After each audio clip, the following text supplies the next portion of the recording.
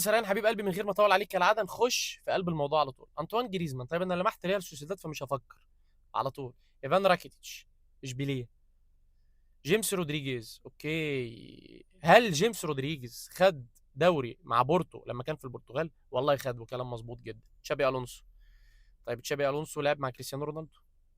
انخيل دي ماريا، دي ماريا خلينا نحط دي ماريا. هل خد الدوري 3 مرات مع باريس؟ كلام مظبوط. كريستيانو رونالدو، طيب 5 مرات تشامبيونز ليج.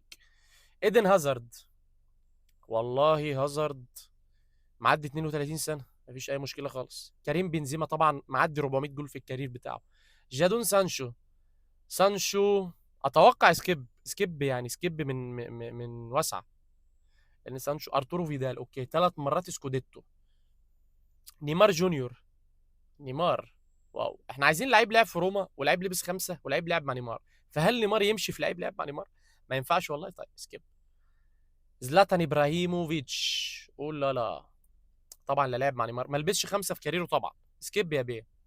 ليونيل ميسي لعب مع نيمار. جابي جول، انتوا بتهزروا؟ طب مليون في المية ده هزار والله، اكيد ما لعبش في روما طبعا، اكيد طبعا، ولا لبس 5، فسكيب جيم اوفر كالعاده وكالمتوقع. لكن ما تقلقوش، اللي جاي خير ان شاء الله.